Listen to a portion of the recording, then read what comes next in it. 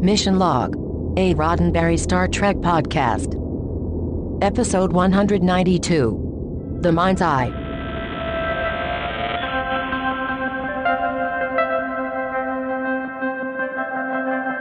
Welcome into Mission Log, a Roddenberry Star Trek podcast. I'm John Champion. John Champion is the kindest, bravest, warmest, most wonderful human being I've ever known in my life. And I'm Ken Ray. Each week on Mission Log, we watch an episode of Star Trek, looking for what's really happening in the episode, not just what's presented on the surface. This week, The Mind's Eye, the one where Angela Lansbury is a Klingon, Henry Silva is a Romulan, and John Champion... John Champion is the kindest, bravest, warmest, most wonderful human being I've ever known in my life. In a moment, I'll be doing the trivia thing, but first, I want to tell you how to get in touch with us. Mission Log Pod is the address to find us on Facebook, Skype, and Twitter. If you want to leave us a voicemail, call us, please. 323-522-5641. That number again is 323-522-5641. Our email address is missionlog@roddenberry.com. Our show website, including discovered documents and places to leave comments and other fun little nuggets, is missionlogpodcast.com. And please do remember, we may use your comments on an upcoming episode of Mission Log. And now, it's time for trivia. Wait, that's it? Contact information, intro, trivia. What? Did I miss something? Well, I tend to like something a little more formal, like Time Now for Trivia by John Champion. John Champion is the kindest, bravest, warmest, most wonderful human being I've ever known in my life. I may never tire of that. Hey, while I'm doing trivia, why don't you pass the time with a little solitaire? Today's story, The Mind's Eye, is by Ken Schaefer and Renee Echeverria.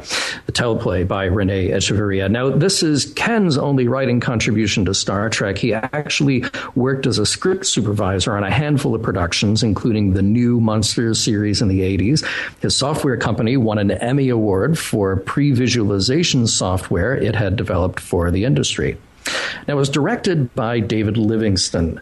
David had been working in the industry since the 70s as a production supervisor, and he came on board Star Trek The Next Generation with Encounter at Farpoint, wearing a lot of hats throughout his career there. Line producer, production manager, producer. He just kept working his way up, and he would continue on to the end of The Next Gen and work on Deep Space Nine and Voyager. This is actually his very first directing credit. He will direct more than a few more shows, including all the Star Trek spinoffs, plus throw in a little Baywatch Nights and Sliders, because why wouldn't you? But really, let's talk about the Manchurian Candidate. I know it seems a little out of step to do trivia for something else, but let's talk about the Manchurian Candidate, which came out in 1962. It was written by George Axelrod, based on the novel by Richard Condon, and directed by John Frankenheimer. There is an interesting Star Trek crossover.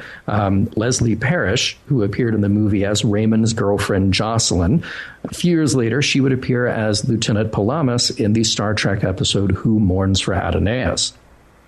David Livingston was such a huge fan of the movie, he actually wanted to get at least one cast member from the Manchurian Candidate to appear in this episode. Sadly, it didn't work out. And incidentally, since we talked a great deal in our discussion of the Drumhead about the McCarthy hearings, the Manchurian Candidate is a great companion piece to that as well, since the James Gregory character, Senator Iselin, is based on McCarthy. And I like how that movie taps into the paranoia around the communist threat, but then also about the problem of how we react to that threat. What I'm trying to say here, for those of you who don't know, is that maybe you should pause this podcast, go watch The Manchurian Candidate starring Frank Sinatra from 1962, because this entire episode is based on that movie. Wait a minute, though. Wait, I would actually suggest that people... Well, you think they should actually watch The Manchurian Candidate before listening to this? Because if you've not seen The Manchurian Candidate, you're not missing anything. Maybe that's true. For this maybe episode. That is true. Whereas if you have seen The Manchurian Candidate, you may think, you may not, I don't want to say yet, that maybe this episode is missing something by comparison. Interesting. Okay, so it's your choice. Pause now and go kill a couple hours watching a great classic movie. Yeah, a great Or listen movie. to us Yeah, listen to us babble for another 45 minutes and then go watch The Manchurian Candidate. I got to say really quickly, too, because I know you're moving off to other trivia things right now, but as long as we're doing Manchurian Candidate trivia, Angela Lansbury, we mentioned earlier, Henry Silva, we mentioned earlier, Janet Leigh. Yes. Of course. And then, of course, you mentioned, did you say James Gregory? You did say, right? Yeah. Yep. And there's somebody else I'm missing right now. Well, Frank Sinatra, of course, you mentioned too. Yeah, well, we mentioned Frank Sinatra. Yeah, just tremendous movie. Yeah. Very worth watching after this. Oh, yes. So to continue with the mind's eye, shuttle pod Onizuka, named for astronaut Ellison Onizuka. We mentioned this before in the Ensigns of Command. Onizuka was one of the crew members who died aboard the Space Shuttle Challenger in 1986. He was the first astronaut of Japanese ancestry to go into space. Some more prop notes for you here.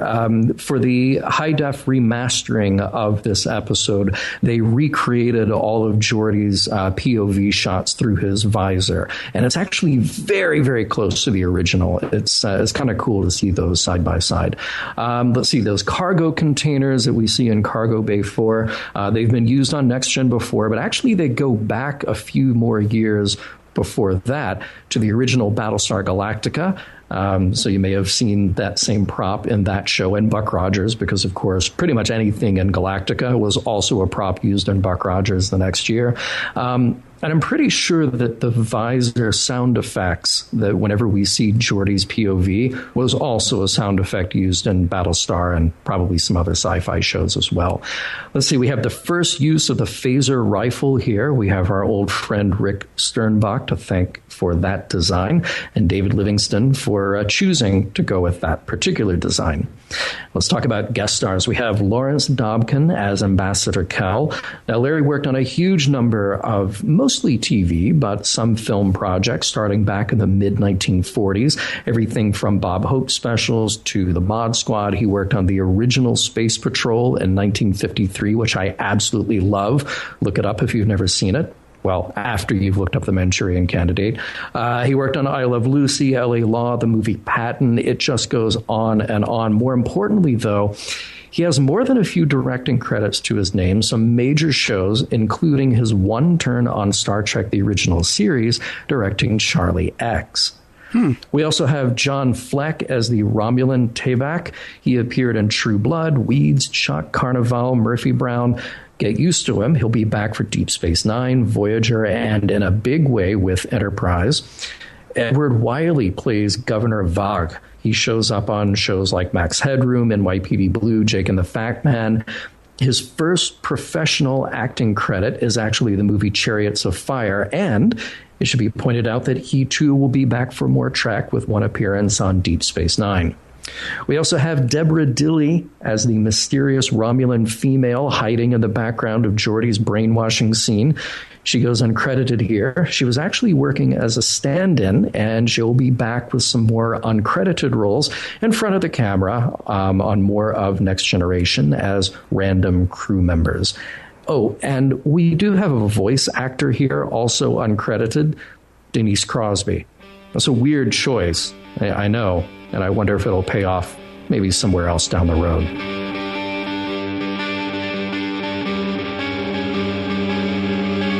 Geordi LaForge is on his way to a conference on artificial intelligence. Finally, an episode that speaks to me. I cannot wait to hear what he learns.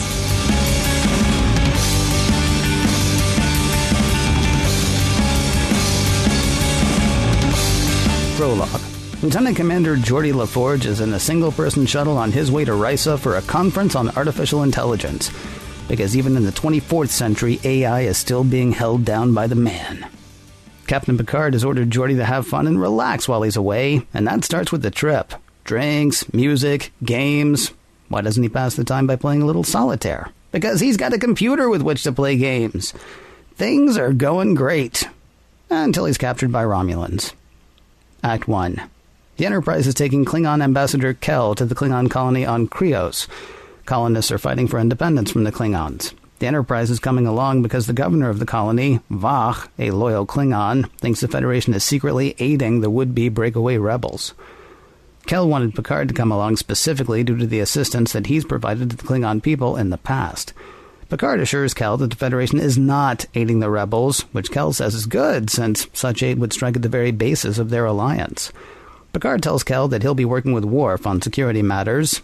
Due to Worf's casting out from Klingon society, Kel asked to work with someone else, but Worf is the chief of security on the Enterprise. Picard tells Kel again he'll be working with Worf. What do you say we check in on Geordi? He's strapped to a chair on the Romulan ship that captured him. The Romulans are sending another black guy with a visor to Risa to take Geordi's place. Geordi says that he'll be no help to the Romulans, though they think otherwise. Removing his visor, they're able to tap straight into his visual cortex and bombard him with images. Play something stressful and Geordi gets stressed. Play something relaxing and Geordi relaxes. A little bit of Ludwig van might provide a good soundtrack for his conditioning. When it's over, says the Romulan pushing the buttons, Geordi will act normal, the perfect tool for their plan. While one Romulan pushes the buttons, it's a female Romulan who seems to be in command. Can't get a clear shot of her, though. She's always in the shadows, like the fifth roommate on The Young Ones. Mr. Buttons assures the Shadow that the conditioning will leave no physical trace. Geordi's implants mean they can plug right into his existing hardware. And now, let's get to conditioning. Back on the Enterprise, there's a touchy talk between Worf and Kel. Kel tries to get Worf to admit that the Federation is helping the rebels on Krios. Worf says Captain Picard does not lie. If he says there's no Federation support, there's no Federation support. Kel also compliments Worf for killing Duras. Had he not, Duras would have eventually ascended to leading the Council, which most everyone thinks would have been terrible. Worf says his motives were personal, not political. Though Kel couldn't care less about his motives. When the time came, Worf acted like a Klingon, so good for you. In 10 Forward, there's Geordi with 3 Romulans, including Mr. Buttons. This is obviously a simulation. It's a good one, though. At a nearby table sit Chief O'Brien and a couple of other Starfleet officers. After establishing their relationship, Mr. Buttons gives a fateful command. Lieutenant Commander, take the phaser and shoot the transporter chief. Geordi hesitates. He'll need a bit more conditioning. After a little cajoling, though, Geordi kills O'Brien, then takes his place at the table. Act 2. Geordi's back on the Enterprise, and man, did he have an awesome time on Risa. He learned a lot about artificial intelligence. He took silver in a chess tournament. He swam. He ate. He met a girl. Sounds like something you'd hear about on Lido Deck. The Enterprise crew is glad to have Geordi back. Governor Vach of Krios is presenting evidence of Federation support of the rebels. They'll need Geordi's help analyzing what's presented. Data's picked up something odd. He says sensors have detected a brief energy fluctuation in the E-band. No clue what caused it, but he'll keep watch. Down on Krios, Governor Vach's evidence looks pretty damning. There are Federation medical supplies, that's not an issue, and what appear to be Federation rifles taken from the rebels. That could be an issue. Picard wants to take the gun back to the Enterprise to verify its origin. Vach says no sweat. He has hundreds more just like it. Picard says even if it is the real deal, it must have been the work of a third party. The Federation did not arm the rebels. Vach doubts the captain's veracity, though Picard caps his argument by swearing at the Klingon, in Klingon, like a Klingon. Kel tells Vach that he'll report back when the weapons analysis is complete. In 10 Forward, Geordi sees Chief O'Brien. He orders a drink, calmly walks over to O'Brien, and pours the drink on the unsuspecting transporter chief. Honestly, that could have gone worse. Act 3. It looks like Geordi's going to shoot somebody. Oh, wait, they're just testing the rifle from Krios. While it looks exactly like Federation issue, it's actually better, or more powerful, or different powerful. Geordi says it's been charged in a way that indicates that it was made by the Romulans. Vach doesn't get it. What would the Romulans care about an out-of-the-way colony like Krios? But Kel says their real interest would be in creating tension between the Federation and the Klingon Empire. He thanks LaForge for his assistance. Back on the Enterprise, Data's still hunting down the E-band anomaly. He's picked up another blip. In a cargo bay, Geordi is reprogramming isolinear chips. He's rerouting power. He's rerouting a transporter. He's beaming something to the planet. And he's covering his tracks with the computer like Data on a trip to see his dad. On the bridge, Governor Vach calling, "Are you kidding me? We totally intercepted the weapons you just tried to beam down to the rebels, Picard." Picard tries to protest, but Vach won't hear it. He tells Picard not to leave orbit, and to make sure he doesn't, a Klingon attack cruiser and 2 birds of prey decloak in close proximity to the Enterprise. Act 4. Data and Geordi begin the hunt for the weapons transport. The transporter logs have been erased. Geordi says he's not even sure how it happened, though he knows not many people on the ship could have done it. Kel says Vach is ready to open fire on the Enterprise, though he's convinced Vach to check with the Klingon High Council first, so death may be a few hours away.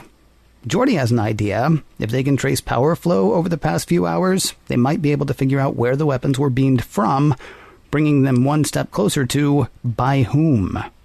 Their deductive reasoning leads them to Cargo Bay 4. It looks like someone has reprogrammed the isolinear chips to hide their activities. Geordi says the only people on the ship who could have done that are Data, O'Brien, Lieutenant Costa, and Geordi himself. And Geordi's the only one with no alibi at the time of the incident. For some reason, though, Geordi is also above suspicion. Data and Geordi are going over their findings with Picard and Kel when Commander Riker pipes in to let Data know that he's picked up another E-band emission. Data will get back to work on that mystery. Kel tells Picard that Vach is getting impatient. Picard tells Kel to tell Vach that the Enterprise is doing what it can to get to the bottom of the mystery. Also tell him if I have to, I will defend my ship. Kel suggests Picard invite Vach to the Enterprise to keep tabs on the investigation, and Kel will urge him to accept the invitation.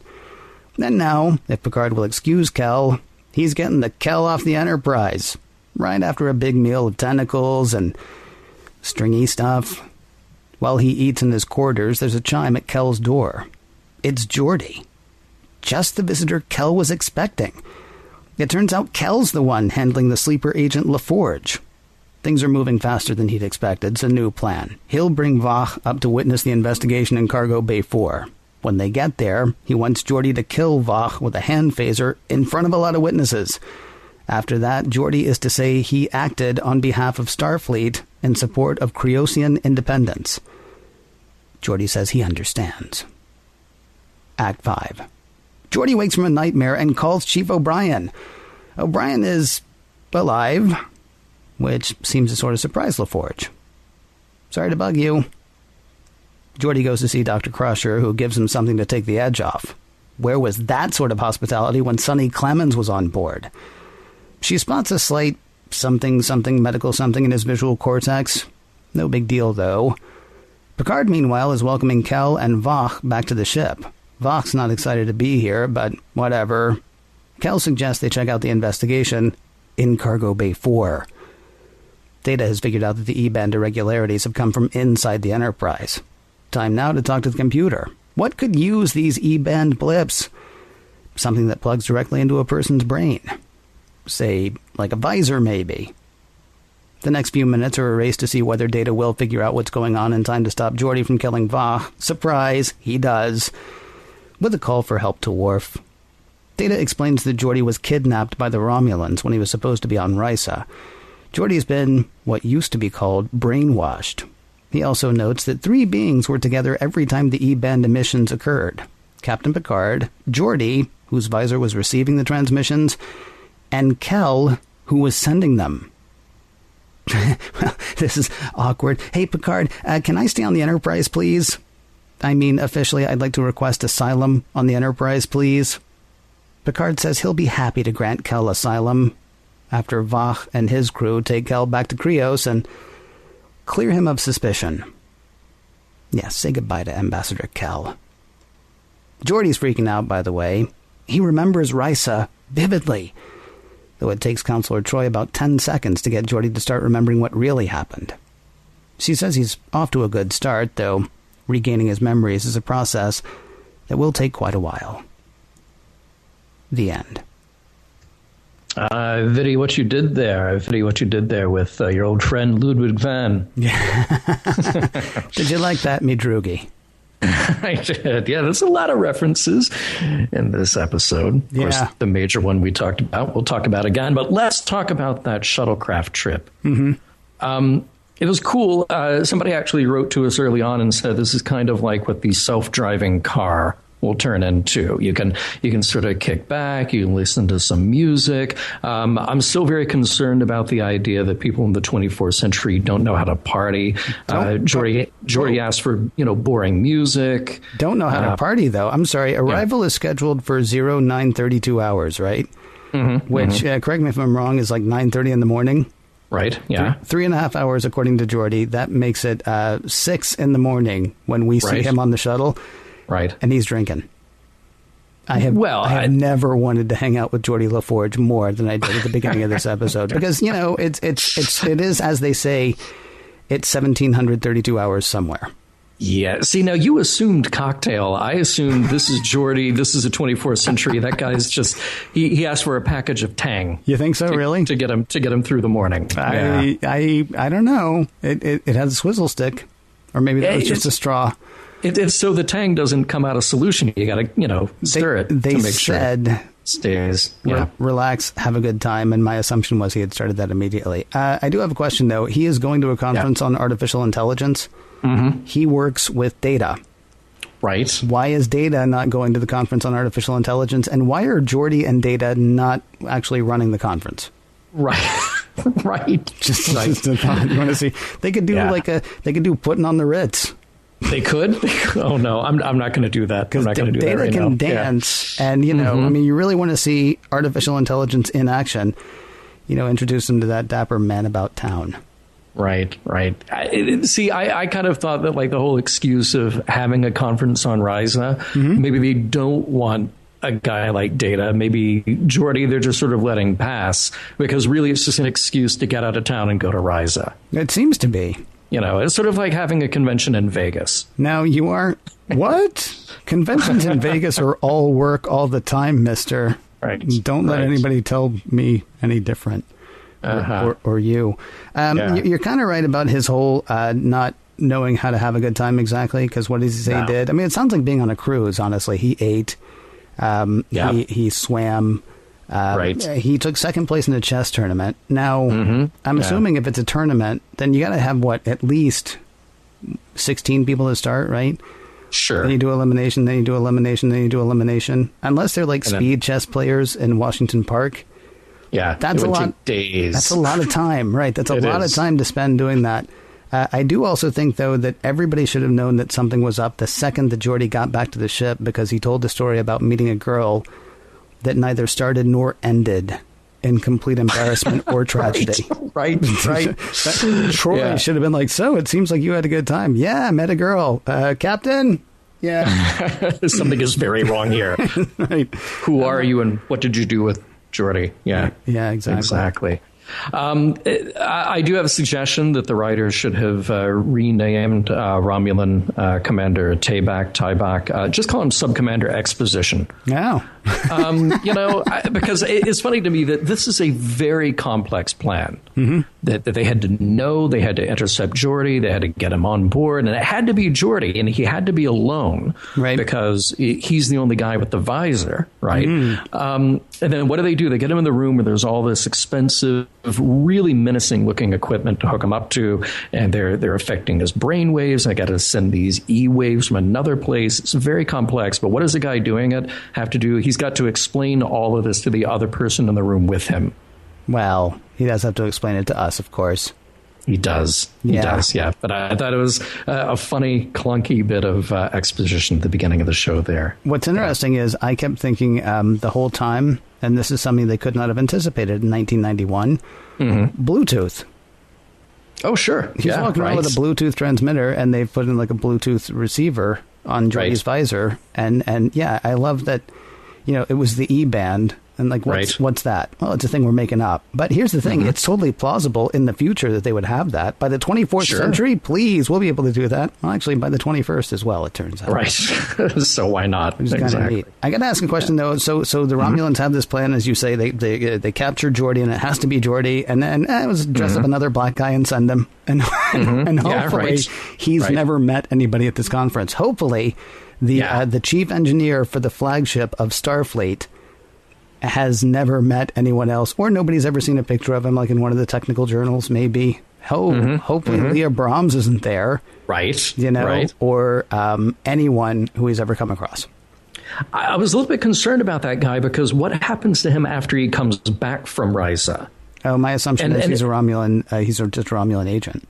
Well, right. So then what does he do? They take a Romulan. They maybe give him some plastic surgery or whatever to make him look vaguely like Geordi a little bit. Right. They send him to Risa. And then here's this guy who's like, long live the Empire. Oh, wait, cocktails? And he just gets to Risa and he has the time of his life. Yeah. Well, here's the other thing, actually. He may have just siphoned off a whole bunch of information about artificial intelligence. Mm-hmm. Oh, sure. That the Romulans otherwise wouldn't have had. Man, 24th and a half century, the Romulans are going to make the best bots in the galaxy. Mm-hmm. Right. I need to order a ride. Oh, I wish we had one of those Romulan phones because they can do it just by thinking about it. Yeah. Mm-hmm. Sorry, that's a very of-the-moment joke. I apologize. Some good lines in this. I love Ambassador Kell's line, your modesty is very human, Captain. I will excuse it. Yeah, that was nice. Nice little exposition about the way that the Klingons look at humans. I thought I've kind of felt bad for Chief O'Brien that the Romulans seemed a little obsessed with Chief O'Brien. How so?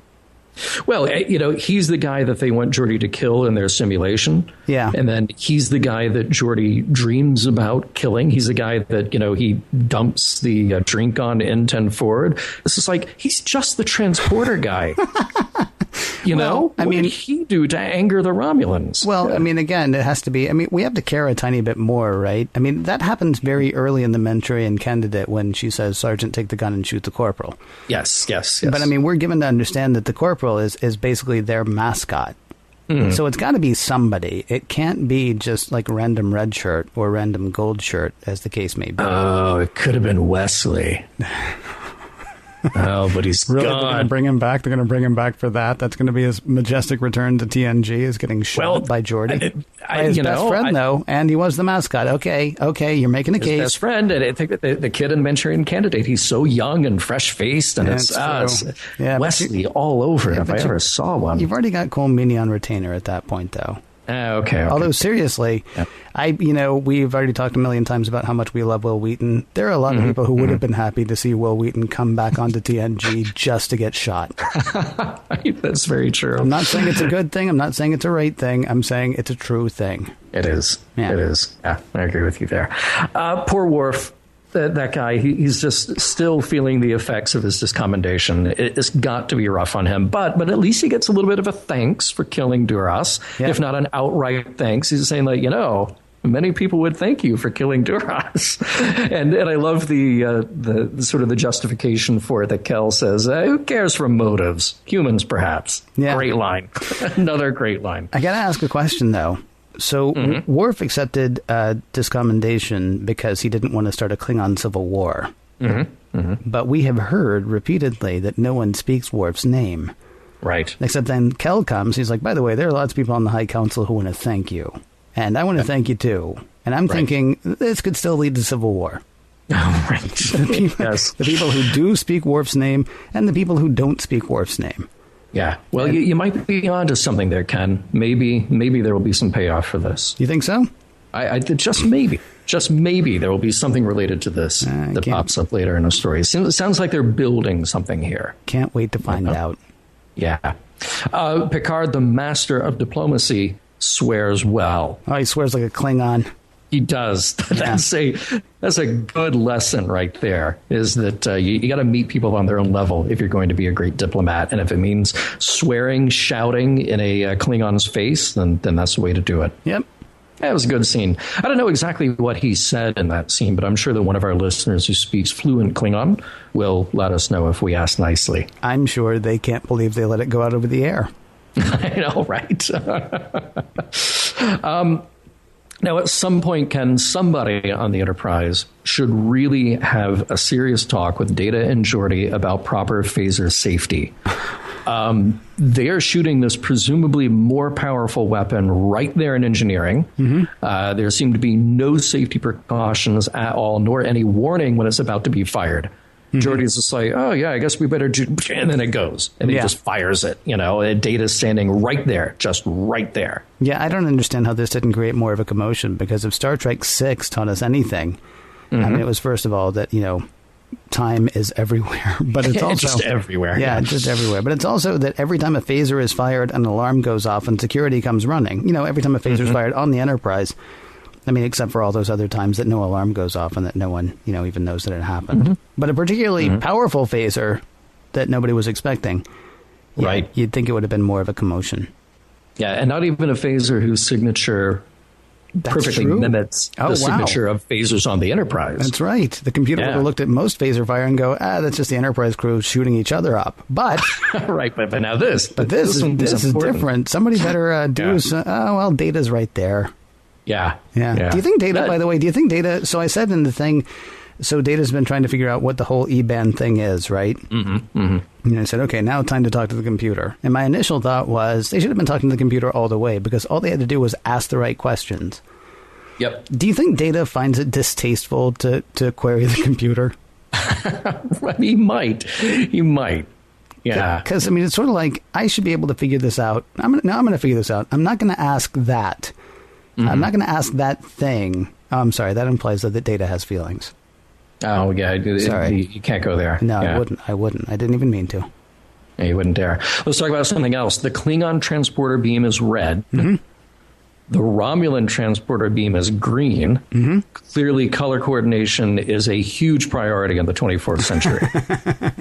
Their transporters also seem to be better than the Federation's. Or than they're Starfleet's. Instantaneous. It's crazy, right? Yeah, they're super fast. Although our guys are good at knowing exactly which three people are supposed to beam up. Because when Picard is down there and they're looking over, they've taken the weapon back now and they're showing it to Vach.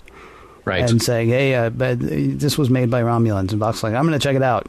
And Picard's like, cool, 3 to beam up. And I wanted somebody to be like, okay, I got 2 humans, but there's 2 Klingons, and I'm not sure which one. Right. Tell me, please. Should we half of each and just see what we get? Because, it's like The Fly, but very much like The Fly. But yeah. I thought the cover story, if you go back to the conspiracy here, the cover story was pretty bad. Why would Geordi be acting in the name of Creosian independence? Because all it would take is somebody to go, that's really interesting, Geordi. I had no idea that this was that important to you. Well, he's been brainwashed to think that it is, though, right? Now he has. He'll be able to sell it after that. I mean, seriously, he would absolutely be able to sell it after that. So they go back like in his records and they have like maybe a college essay by like a 19-year-old Geordi, like, and here's what I think about Creosian independence. And he just on and on and on about Well, those are easy to plant. Oh, right. Yeah, they are. Now, where were all the cameras on the Enterprise? We have to ask. Worf asks, where were you at 11:30 this morning? And seriously, the computer sees and hears everything. Right. So Worf asks, and O'Brien is just like, I was in my quarters. Not in his quarters. He was in the Arboretum with Keiko. Yeah. Because why wouldn't he be? And Geordi's like, I was in my place. And, it just seemed interesting. The transporter logs may have been erased, but, fingerprints, door codes. Oh, maybe that little location chip inside your comm badge that seems to know where you are at all times. Yeah. It seems like there might be a record of that. It does. Although I'm actually because here's the thing. We've talked before about how are there cameras on the Enterprise? Yes, there are when we need there to be. And obviously this week we need there to not be, right? I mean, it would have helped Worf. Yeah. It would have helped Worf, certainly, but, wouldn't have helped the viewer at all. But, well, that's the kind of thing that wouldn't get past Data.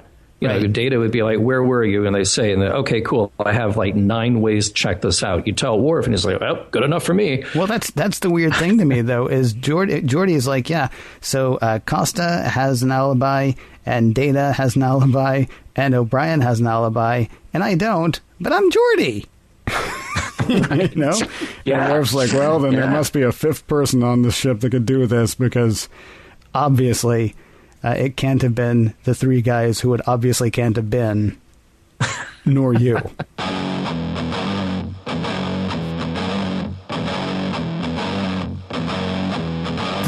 Stupid Romulans, stupid Klingons. Geordi might have bridged a gap in understanding between Data and the crew, between the Enterprise computer and its creators, between carbon-based and silicon-based life. But no. Politics ruin everything. Stupid Romulans. Stupid Klingons.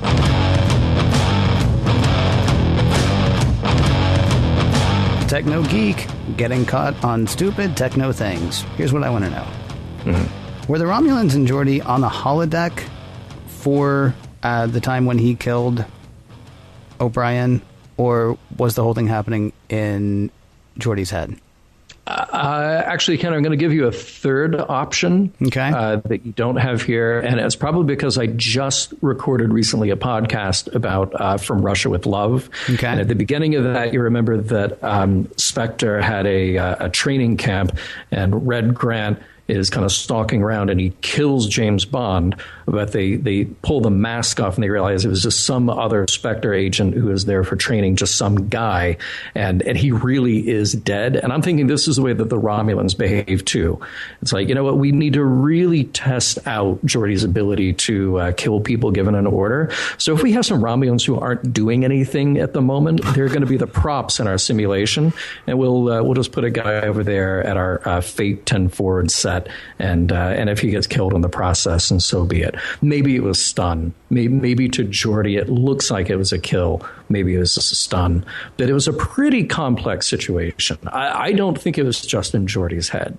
I think it was just in Geordi's head. Really? Yeah, because... So I assumed it was a holodeck recreation, right? Because they appear to be in 10 forward. And you see them standing by the bar, and it just looks like the normal bar. And then they're like, go over and kill your pal. And so he goes over to kill his pal, except he can't do it. And then Mr. Buttons says, look at me. And he turns around, and there's Mr. Buttons, through Geordi's visor view. Right. And Mr. Buttons has a bunch of buttons to push, which were not on the bar. Okay, so either the holodeck is hiding the control panel from everyone, except once he actually starts pushing the buttons, then Geordi can see them, or is the whole thing happening in Geordi's head? And maybe it's just it's probably actually just a dumb inconsistency, but you got two choices in this episode. You can either, be amazed at how much they paid homage to the Manchurian Candidate, or you can latch on to something else, that's fun with the whole mind bleepery thing. Because the mind bleepery thing in the Manchurian Candidate is straight up hypnosis, right? Sure, yeah. And they've got, for people who haven't seen it, it's been 50 years, so it's on you, okay? Yeah.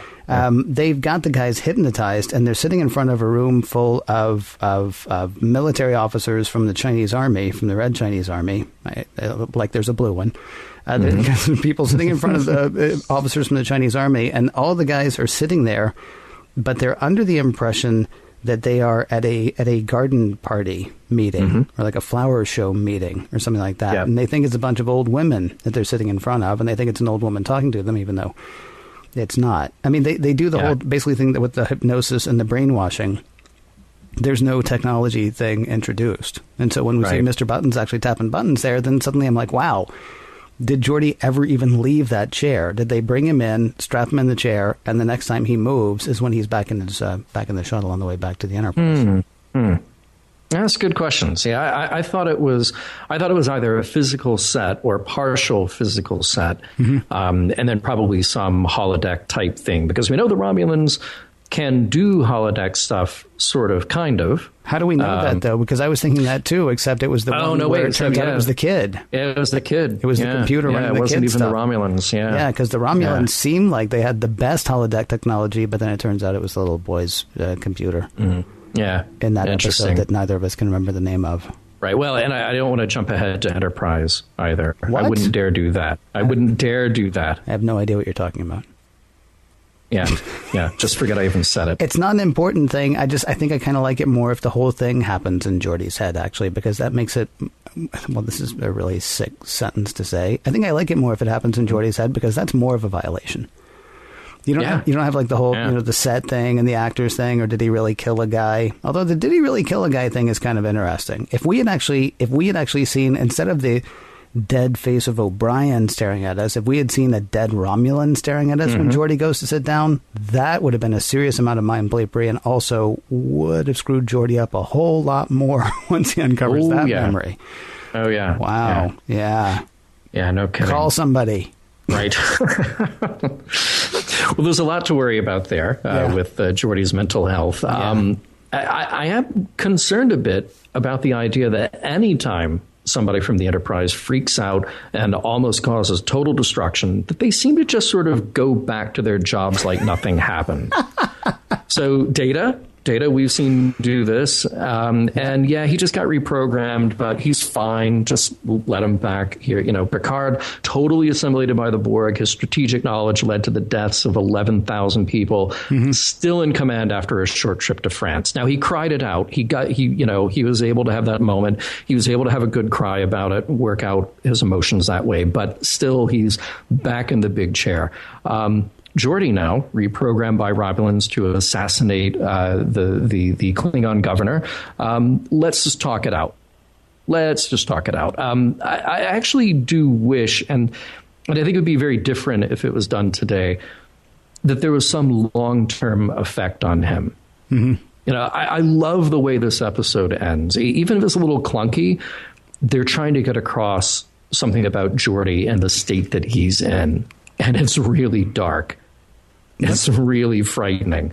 But this is the kind of thing where I think, okay, we're sort of approaching the end of season 4. If this had happened at the beginning of the season, or like I said, if this show was being written 10 years later, 20 years later than when it was, is this the kind of thing that would have some severe psychological repercussions later? Do we actually have to get rid of Geordi for a little while to kind of work through this? Do people trust him anymore because, well, does it just take a few E-waves sent to him from anywhere to turn this mechanism back on in his brain? All Deanna is really concerned about at this moment is just recreating the memories, which is also scary, and I'll get to that in a moment, too. Well, I mean, you bring up a couple of things, actually. I'm trying to figure out who would still be on the Enterprise if we took everybody out of the game who should have been taken out of the game. Because Picard not only was assimilated by the Borg, didn't he also have his body taken over twice? Oh, yeah. Right. That's just a thing, yeah. And then, of course, Beverly lived in a universe of her own for a while. So I guess maybe she still gets to stick around, because that was actually a thing that actually happened, and she came back from it, and she was fine. She wasn't taken over by anything. Just last week, our first officer was playing host to a Trill. Or was he a Trill? Because I don't know how that whole thing works. But his body was taken over by something else. But here's the thing, though. We're all flying around now in the universe that brought us Conspiracy. Right? I mean, anybody you look at could be not themselves. Right. I kind of wonder if they're just like, I got to trust that he's going to be okay here, because, man, we really come across some stuff at this point, right? Right. Like, does the average John and Jane, are we peeling potatoes down at the bottom? I'm not Jane, by the way. Do the average John and Ken know that, that there is a mirror universe? Like, are we sitting there thinking about the evil potato peelers on the other 171D, the other 171D in the other universe? I mean, there's so much, and this is kind of true of life as well. Holy cow, I may have found a message, and I know I'm a little early here. There's so much that can kill all of these people at any time. There's so much that has tried to kill all of these people at any time, and, honestly, same goes for us. But we still get up and we still go out and we still do stuff. Right? I mean, they're still flying through the universe, even though things are really, awful a lot of times. Because if they give in to how awful things are, well, then they don't go anywhere. Then they don't explore. Then they're just, opening a restaurant back on Earth or something, which doesn't sound terrible to me. But, right. I mean, they're not doing, if they let everything that might shut them down. At the same time, you're right. I mean, the captain gets taken over twice and gets assimilated by the Borg. His first officer gets taken over by something else. The next guy in line has shown that he can actually hijack the whole ship and take it someplace else by himself. Yeah, it may be time for a little bit of a shake-up in command. Yeah, it's a weird thought. There was kind of a total recall thing going on with Geordi being given memories about his trip to Risa. That was kind of interesting. So not only could they... you mentioned the hypnosis in Manchurian Candidate. This is something a little different and seeming a little deeper and also technology driven, kind of like Total Recall, where you can just sort of say, oh, yeah, here's all the details of everything that happened, and here's how much time it took, and here are the people that you met. The thing that I really respond to in an episode like this, or ideas like this, is just the concept of memory. We've talked a little about this before, that memories are extremely malleable and therefore incredibly unreliable. You know, this idea that a memory, I've said it before, is not just sort of a thing that you can turn on and hit play in your head. It is actually a thing you are constructing actively to fit the narrative of your life. When you decide to remember something, you are building that memory. You know, you're not just going like, oh, yeah, here's the file drawer in my head where I store that picture or that sound or whatever. And it's funny because it almost plays like implanting a false memory when Deanna is talking to Geordi at the end. I thought that was a little chilling. She says to him, and what was the first thing you did when you saw the Romulan ship? You know, she's asking him to walk through leaving the Enterprise in the shuttle pod. And he sort of goes off right before that, talking about Risa, convinced that all of this happened. But Deanna's the one who says, she basically creates the story anew. And then she says right after that, we will reconstruct your memory together, which to me is a whole other episode with a whole other set of problems, you know, because that could seriously mess up Geordi. Deanna wasn't there. She doesn't know. All we can do is kind of structure together scientifically what we can infer happened to the shuttlecraft. What were the things that got replicated in that shuttlecraft, like the isolinear memory chips that Data discovered, and then the sort of the political background of what's going on. We don't actually know what happened to Geordi. The only person who knows is, well, Mr. Buttons, who is in charge of that reprogramming. Right. Of Geordi. So there was something a little sinister and a little weird about this, I thought. Again, I have to go back to what I was saying earlier, though. I mean, there's potentially something sinister about it, sure, except they all have to move, you know, in the belief that the person who's taking care of them is actually taking care of them in a I'm looking out for your best interest sense, not in a mafioso sense, right? Yeah. That she's actually looking out for him in this. But yeah, you're right. It doesn't seem like it would be difficult at all to lead him down a completely different path. Yeah, I mean, of course she is looking out for him, and of course she has his best interests in mind. But the idea is kind of the same. You know, the Romulans got to create false memories for him to fit the narrative that they wanted to tell the story they wanted to tell, to get the actions and reactions out of him that they wanted. Deanna gets to do the same thing. It's a benign form of that. She gets to sort of put back together the Geordi that was there before, but it's also just sort of convincing him that these are the things that actually happened, even though she wasn't there, even though the eyewitnesses who were there aren't going to be around to give their side of the story because, well, they're Romulan and they hide until they come up with something nasty to do to somebody else. With Geordi's mind sufficiently broken, and with war between the Klingons and the Federation avoided, it is time to see what we can see in the mind's eye.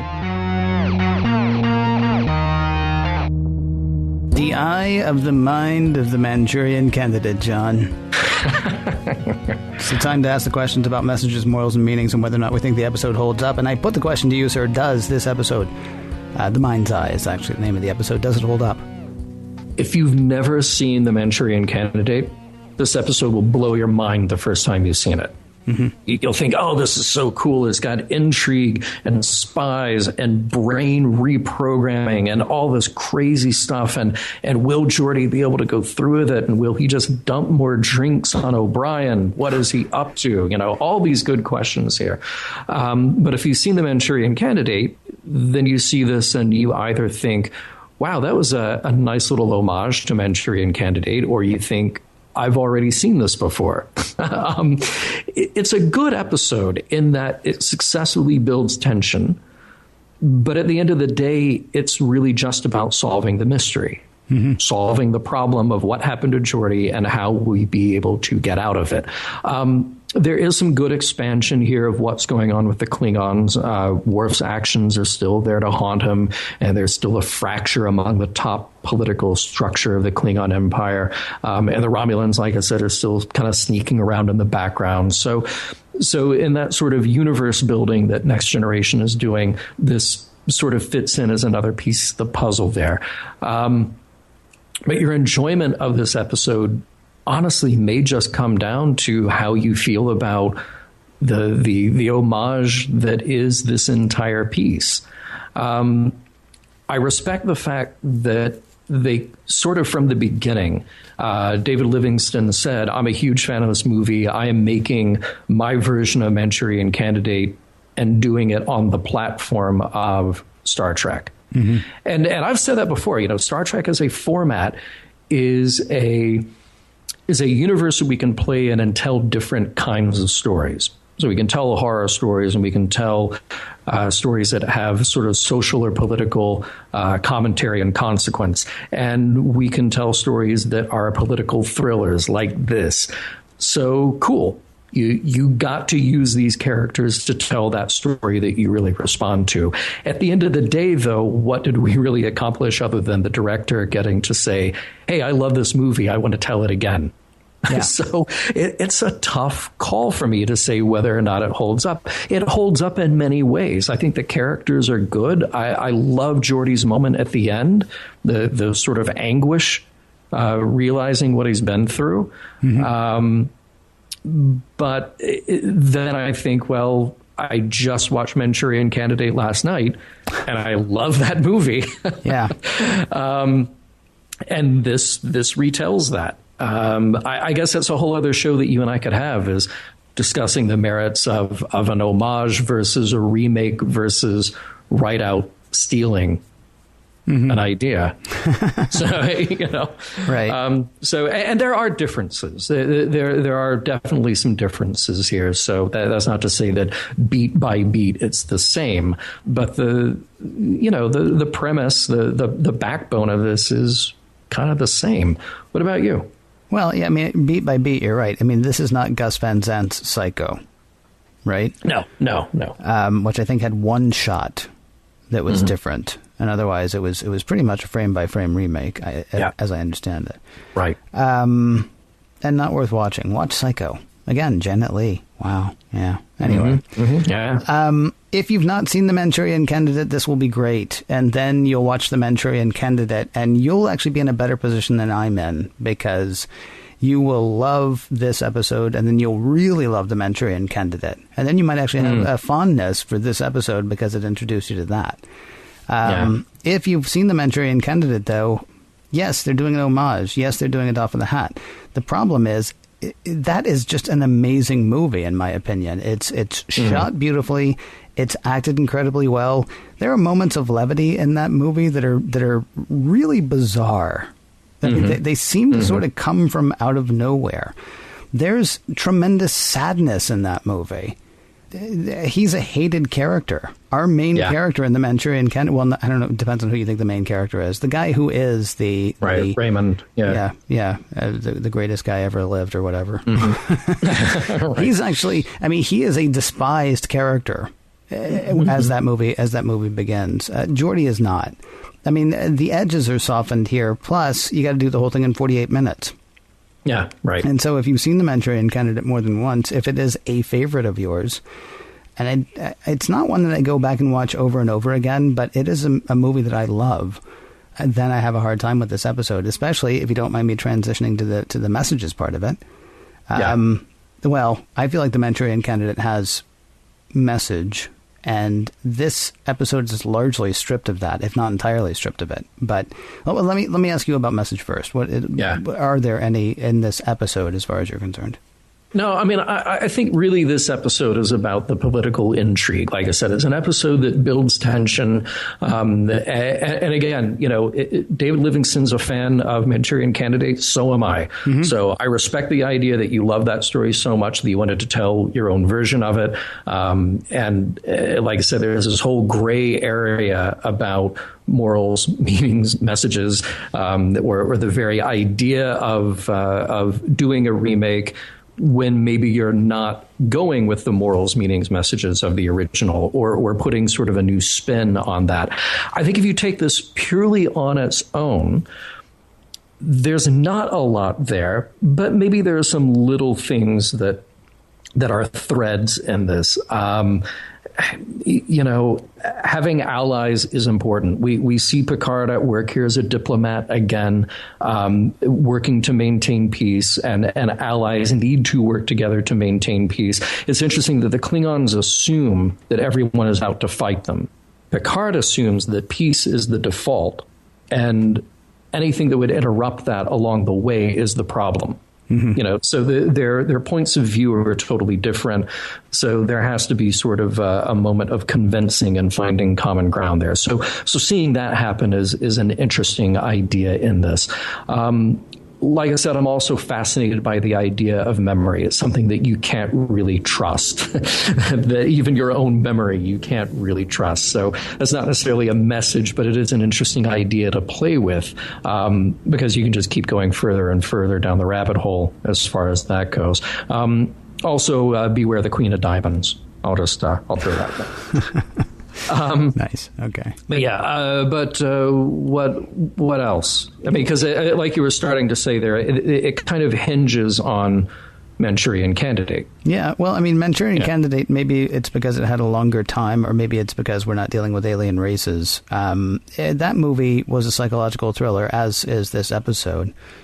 But it had serious political messages as well, the Manchurian Candidate did. You talked about it earlier, and we talked about it a few weeks ago when we did the Drumhead. Just the straight out McCarthy hearings, Senator Joe McCarthy layer, center, chewy chocolate center of the Manchurian Candidate, if you want to say that. I don't know. Yeah. This episode could have brought that message, and I guess you can still kind of argue that it does, because this Klingon is once again acting dishonorably to protect the honor of the Klingon Empire. But I mean, you kind of have to then say, okay, who was which part in this whole thing? Okay, so Kel is Angela Lansbury, and Angela Lansbury was, whatever, blah, blah, blah. Okay, it's kind of there, but you really have to know it's there, and you really have to say, oh, okay, that's the line that you draw to that, so there's where the message is, even though the message is, like, not here at all. I mean, in the Manchurian Candidate, you get meat and potatoes. Here you get meat or potatoes, depending on which one you think the story minus the message would be. Is I guess what I would say. I mean, it's all kind of here, but it's more like, okay, there's one course, and then there's a place here where the other course could be, should be, might be. Yeah, but it's not. Which again is fine. I mean, I would love this episode if I didn't know the Manchurian Candidate as well as I do. So if you don't know the Manchurian Candidate, boy, oh boy, are you going to have a great weekend. Seriously. Right. Yeah. Right. Yeah. Not one for the kids. It should be said. I mean, not the particularly young children anyway. Probably teenager and up, wouldn't you say? Yeah. Oh, sure. Yeah. I mean, just for people who seriously have no idea about the movie. It's not. Don't sit the 5-year-old down in front of it, because that's bad times ahead for you. Yeah. So definitely watch Manchurian Candidate. But as I watched that movie again, I kept thinking about the Drumhead, because that was such a deep episode of Next Generation in terms of morals, meanings, messages, themes, kind of ideas to ponder. Whereas this one was not. But if you take all three of those together, you take that movie and you take the Drumhead and you take this, they kind of all exist in that same world of spy, intrigue, political background machinations. So maybe they all just sort of work together well. I don't know, No, I think you actually kind of hit on something. The Drumhead is the sort of deep thought of the Manchurian Candidate. This episode is the action of the Manchurian Candidate, and you need to see the Manchurian Candidate. Yeah, and by the way, this is not a new drinking game. Please do not take a shot every time we say Manchurian Candidate. Someone will be in pain. I would say you can from now on, though, because it's not going to be as easy to do as... what was that other one? It'll come to me. Hey, Mission Log is produced by Roddenberry Entertainment. Executive producer Rod Roddenberry. You can find out more at roddenberry.com. It's not just more about Roddenberry. It's more about the foundation stuff they do. They got stuff they're selling. Where they're going to be. Roddenberry.com is the place to find out about all of that. For more exciting Star Trek podcasts, be sure to check out Trek FM. That is trek.fm. And for the latest in Star Trek news and discussion, be sure to visit trekmovie.com. Next week, In Theory.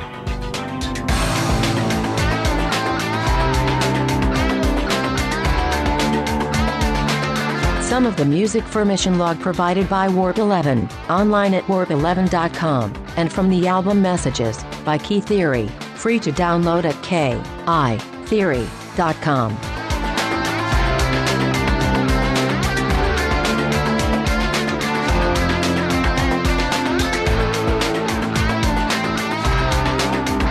We will be back again next week. Until then, why do you not pass the time by playing a little solitaire? End transmission.